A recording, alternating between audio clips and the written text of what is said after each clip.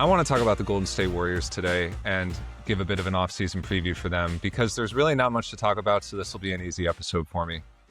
They're going to run it back. All of this talk around, could this be it for the dynasty, and Steve Kerr's going to go coach for the New York Knicks, all this is noise that is just the type of stuff that ESPN pumps out there when they have nothing to talk about. They're going to run it back one more year, and we knew that when Jimmy Butler went down. And we especially knew that when they traded Kuminga for Kristaps Porzingis. Why would you trade for somebody like Kristaps Porzingis if the plan was for everybody to pack it up and go home? I know he's an expiring contract, but if all you wanted to do was trade for an expiring contract, you could have traded for somebody's bad contract and got another asset out of it. You trade for Kristaps Porzingis because you like him as a fit on your team. And they planned on shutting him down. They planned on shutting down Steph Curry. They did not want to make the playoffs. You can't tell me that they did. They are now sitting in the 11th spot in the lottery, and that's exactly where they want to be. And that's why they were willing to trade Kuminga for Porzingis. They figured, we're going to add this veteran who fits what we're doing perfectly. He's going to be our starting center when he's available. And this young upside that we thought we had with Kuminga, we're just going to let him go and draft somebody to slide into that upside spot.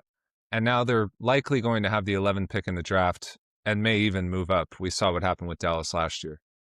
So they're in a good spot. And the question you have to ask yourself is, what is the ceiling on this team, provided they're all healthy? I always talk about looking at a roster in terms of a pyramid. You've got your best player that everything follows behind, the North Star of the team.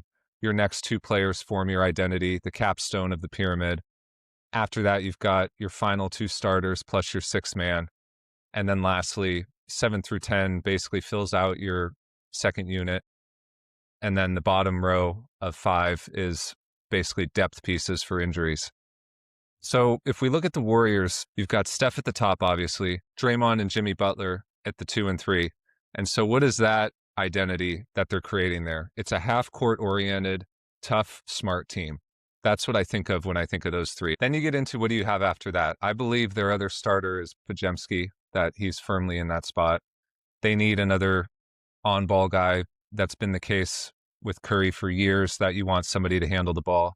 Butler can do that too, but Butler's basically going to have to be their number 2 scorer, so you can't have him with the ball all the time.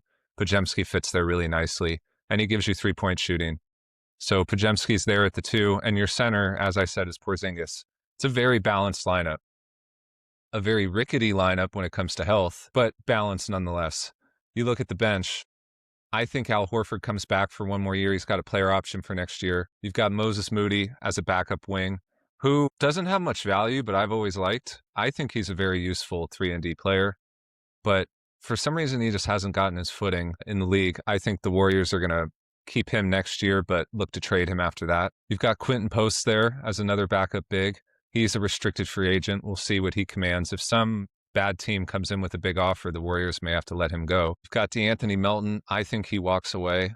He's going to reject that player option. He'll get at least that from some team as a depth piece at the guard spot. I think Gary Payton re-signs for a 1+1, something like that. You've got Santos, who Kerr really likes. You've got Pat Spencer, a fan favorite. Will Richard. So we're already up to 11, 12 guys, and that's not including whoever they get at number 11, which I think is going to be some wing with size that can slide in there for Butler and alongside Podziemski when Curry sits.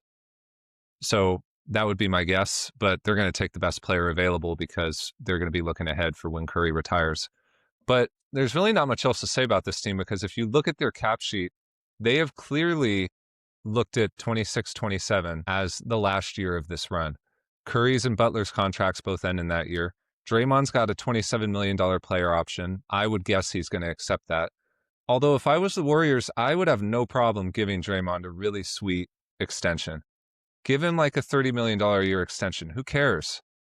This idea that they're going to trade him, once Curry walks, you have nobody you're paying anyway. And who better than Draymond to be the kind of old guy in the locker room to all the young guys as you're starting to rebuild? Give Draymond a 3-year, $90 million contract. A thank you for years of service. Literally means nothing. The rest of the league does not value him to the degree that you should be looking to trade him or something like that instead. So I think either he accepts his player option or the Warriors give him a nice extension. Even 3 years, 75 would make sense. Um, because he is a couple years younger than Curry. It's reasonable that he would want to play another couple years. And why not let him be the culture setter as you move on to the next era of the Warriors? I don't know why they wouldn't do that. So that's my expectation. And as for Steve Kerr, 1 year contract would be my guess. Just let's do one more year, their version of The Last Dance. Get Netflix on the phone, get them here filming the whole time. I mean, this just makes too much sense. What's the alternative? Kerr's going to go coach somewhere else. Draymond's going to get traded. Curry's just going to have some weird final year with Butler and some new coach. You're going to bring Luke Walton back? None of that makes any sense. Going for one more year with Butler returning from injury, and this is our last dance, that makes all the sense in the world. That's exactly what's going to happen with the Warriors. Don't listen to any of this drama around anything different happening. It's clear as day that this is their plan. And then after next year, we can start seriously talking about what the next generation of this Warriors organization looks like.